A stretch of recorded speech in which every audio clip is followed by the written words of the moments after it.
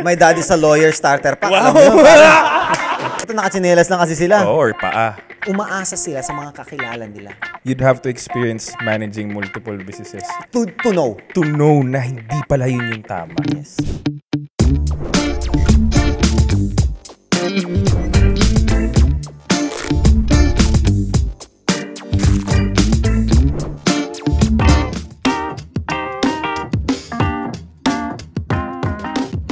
Ikaw bro, as a content creator din.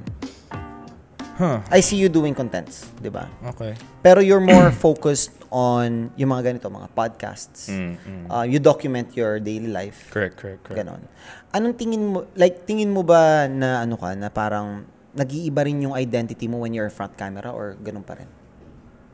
Ako sa nakikita ko, hindi ka nagbabago. Hindi. Pero do you play a certain role then when you're in front of the camera? Yes, of course. Kasi I don't think any person can always be 100% authentic. Di pwede yun. Mm-hmm. Walang taong pwedeng maging 100% authentic 100% of the time. Okay. Diba? Kasi let's say, halimbawa, yung binila natin ang kape kanina. Sabihin mo dun sa barista, maging 100% authentic ka sa akin. Baka minura ako nun. Exactly. Kung mainit ulo niya, authentic ka dito, mag-iinit ulo mo. Diba? Tama. Hindi pwede. So, I always put on a mask, if you say so, na, okay, sino ba ang manonood? Sino ba ang makikinig? Sino ba ang kausap mo? Ide-depende mo in the situation, right? Parang ikaw, alam mo, mag-crazy pedring ka kung nag-deal ka. Tama naman. Diba? Pero minsan pumipitik eh. Diba? Pero hindi mo maiwasan, siyempre. If you were to be 100% authentic, what personality would that be more? Ganito. Ito kasi ito yung kabisado ko eh. Okay. Buti nga nung nag-uumpisan mag-vlog, sinabi niya na rin ako ni Kuya nun eh. Sabi niya sa akin, alam mo Frank, pinakamadaling gawin, maging ikaw na lang. Wag ka na, kasi iniisip ko nun, sabi ko, anong karakter ipapakita ko? Kasi ang dami kong karakter eh. Diba? Negosyante, artist, o designer. Kung ano, ang dami ko rin kayang gawin eh. Pero sabi niya, mag-stick ka lang kung sino ka. Kasi tinanong ko rin siya dati, ano ka ba talaga, Koy? Tama. O, stick lang ako kung sino ako, ito talaga ako.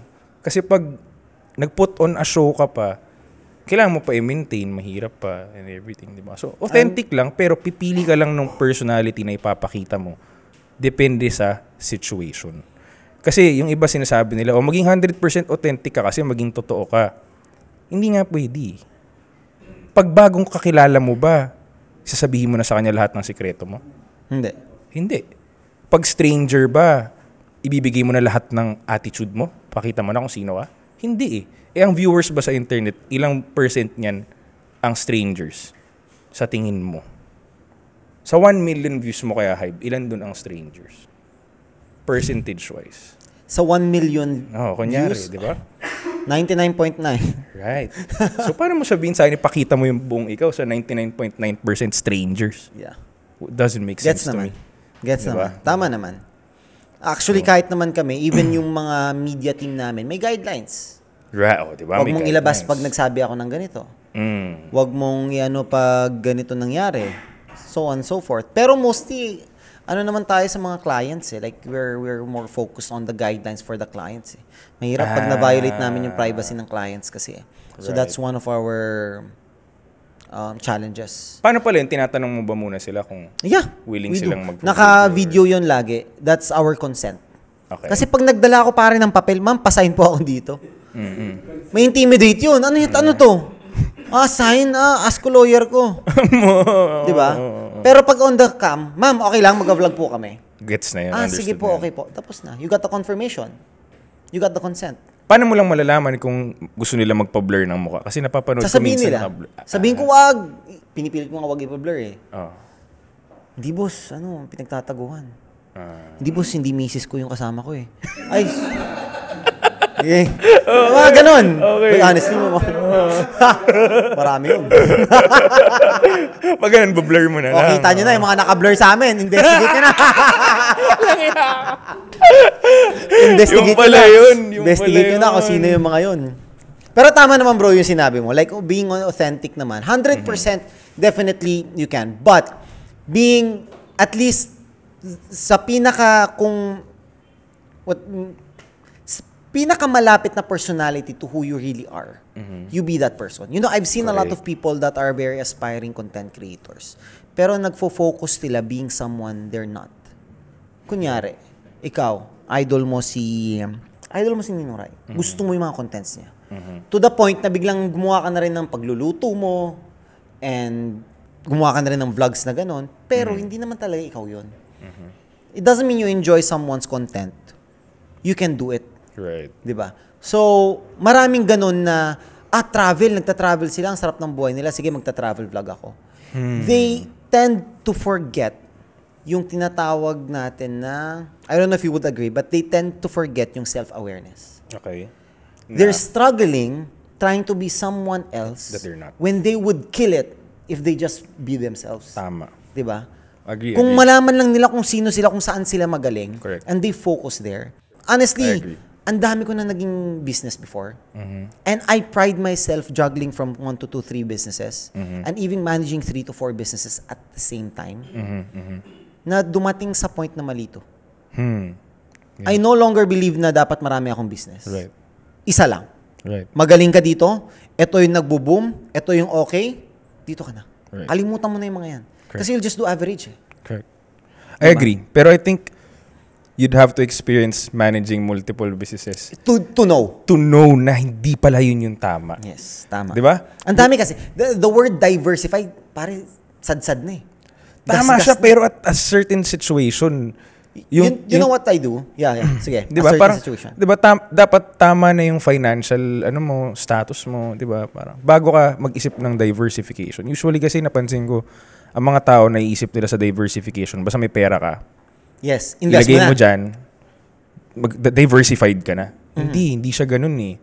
If you wanna run multiple businesses, you have to give yourself your time or mag-partner ka ng may oras at may knowledge. Yan ang ginagawa ko. Now, right now, if you have more time, still give that extra time Of course. innovating your current business na nagbo-boom. Pwede yun, di ba? Tama, Kasi tama. hindi naman pwedeng gawin mo lang yung dapat mong gawin Correct. sa business mo. Gawin mo rin yung hindi mo dapat gawin, which is exceed expectations of your business. Correct. Ang boss natin, negosyo natin eh. Correct. Hindi Correct. naman tayo eh. Yung sabi nila, wala kang boss. Hindi. Ayun yung logo. Yun yung boss ko. I do everything for the sake of that logo eh. 'Di ba? So, yung extra time ko, ibubuhos ko to innovate. To think of, kasi wala namang plateau pare sa business eh. Totoo It's yan. either you're going down or going up. Correct. Which one it is. Right. And if you have extra time, and ibubuhos mo sa ibang bagay, mas mawawala yung bala mo to go up. Tama. Ninipis yung margins mo eh. Ninipis yung Spreading yourself thin. Yeah. Exactly, 'di ba? So, ako ang ginagawa ko pag merong ganun ako, extra money. Kunyari, may extra money ako. Either you invest in real estate. Walang problema doon. Invest in other na may capital gains ka. Correct. Anything, kahit relo nga eh, kahit gold, anything. Kung may extra money ka, 'di ba? Right. Doesn't mean you need to put New business. new business. Or if may kapatid ka na na-train mo na magaling, pwede mo investan 'yon. Correct. Gawa ka ng business. Ikaw mag-manage. Right. Ang pinakamahirap ng having many businesses, in my opinion, is being the operator. Siyempre. 'Di ba? Siyempre. Pare, Frank, sabi mo sa akin, bro, may tatayo akong bagong line of business. Ganito. If I believe 100% in you, invest ko na lang sa'yo. Ikaw na mag-operate. You be the operator. So, I get a managing partner. Correct. Operator partner na lang kukunin ko. But for me to operate, Correct. ang hirap nun. Correct. I can only operate one team and one empire, especially if I'm growing it. Right. Ang hirap talaga ng... For you, do you have many businesses or Before, M&LA lang? Before talaga, like kung ano-ano, marami pang iba. Pero since I think 2019, ganyan, nag-focus na talaga ako M&LA. doon na talaga sa M&LA na. Kasi yun din yung na-realize ko exactly. Tama, di ba? Na ang dami, nakakapagod. Tas akala mo, once nagtayo ka ng panibagong business, dadali kasi lalaki yung income mo. Pero bago mo mapalaki yung income nun, kailangan mo muna siyang i-build, which hindi ganun kadali yung building stage. So na-realize ko nun, i-build ko na lang kung ano yung na-build ko na. Tama. Pare, ang dali kasi. Alam nyo, sa dami ng kilala kong nag-start ng business, only siguro 10% is still alive. Malaki nga yun eh. Malaki nga yun 10 eh. Kasi nung titignan ko yung brands na kasabay ko noong 2015 na mga nagbabazar. Ay, oo, pare, especially yung industry mo. Pare, 1% lang nagso-survive dyan. Actually, yun, ganun. Kasi brand yung usapan eh. Ang branding, napakahirap. Alam mo bang ilan araw-araw pumupunta sa amin, nagbibigay ng t-shirt, nagbibigay ng kung ano-ano, they're starting a shirt daw, starting a brand, starting a streetwear. Right. Sabi ko, pare, suntok sa buwan. Pero let's see. I always give benefit of the doubt Gano'ng for karami everyone. lumalapit sa'yo? Ay, pare, everyday. Talaga? Pare, pag tinignan mo yung sa shop namin na mga nagbibigay sa akin ng mga ang dami. Halos sa isang week siguro, if not everyday, mga 2 to 3 times a week. So, paano mo pinipili kung sino ang... Well, they just give it as a gift naman eh. Okay. I accept it. Give them few tips of advice. Encourage them more. 'Di ba? Pero ang dami talaga nag-i-start ng streetwear ng mga... Pero I think may isa kang nagustuhan. Meron akong mentor din na bata, si Moen. He was very... Mosey, he was very happy. Mosey and Company. Sabi niya sa akin, ni parang pumunta ako sa kanya, binlog niya. Actually, sinabi rin niya, lahat, sold out daw siya. 3 days ago, he came to me. This is what happened. Kwento ko sa'yo. 1 month ago, pumunta si Mosey and Company. Saktong nagkaroon kami ng huddle nun. Team huddle sa Gentry. Kita ko may bata sa labas, nag-aantay. Gustong magpa-picture ata, sarang ganon. Akala ko gusto lang magpa-picture. So after the meeting, we went outside. Kamusta, boss? Sabi niya, boss, meron lang akong t-shirt. Bibigay ko lang sana sa'yo kasi idol na idol ko po kayo. O sige, sure, why not? Ganon. Sakto, yung t-shirt ko nung that day, hindi ko trip. Hindi ko trip yung t-shirt ko that day. So parang, sabi ko, okay ba to? Sinuot ko. You don't usually do that? No, I don't. Naisusot mo on the spot? Hindi. So sinuot ko. Pinicturean niya ako nung sinuot ko. Pang ilang t-shirt to na sinuot mo? Na sa mga na on the spot. First. Okay. Tapos, so sinuot ko lang siya. Tapos sabi ko, okay Parang okay yung fit niya. Maganda rin yung tela. Makapal. And I've always wanted a very plain shirt. Tapos, yun lang. May logo lang siya na maliit dito. Na duck. Yung duck logo. Okay. Sabi ko, sige. So I wore it. Tapos pumunta ako, nag-vlog ako. So suot ko. Habang nag-vlog ako. Now, habang nag-vlog ako, I always encourage kasi people that are risking it to enter businesses. No matter what business yan. Your age, 21 pa lang yun siya eh. Right, 21 siya. 21 years Very old young. and you already took that leap to start a business. Pare, kudos sa'yo. And he doesn't need the money. He doesn't need the money. He doesn't need the money. Diba? I can see. Kaibigan niya to si DJ. Lasal. Siya ang nagpakilala sa akin doon. So. Taga Lasal siya eh, na ano eh. Binild. He doesn't need the CSB. money. Kaya natutuwa ako sa bata. So sabi niya, ayun lang, nag-try lang daw siya, mag-streetwear, ganyan, bago pa lang. Sabi ko, sure, di ba? So sinuot ko siya, pumunta ako sa vlog ko. Nung nasa vlog na ako, sinoutout ko. Pare, shoutout dito. Sakto si paring G andun, sinuot niya rin. Right, sabi nga niya. Suot rin niya. So, sinoutout ko, and then, I don't even know when i-release yung ganong vlog eh. Si media management na namin ang nag-aasikaso nun eh. Tapos, ang nangyari, nung nirelease yung vlog ko na yun, na sinabi ko yung shoutout kay Mosey and Company, ganon, saktong birthday daw pala niya. Wow. Na-release. So, coincidence. Another coincidence.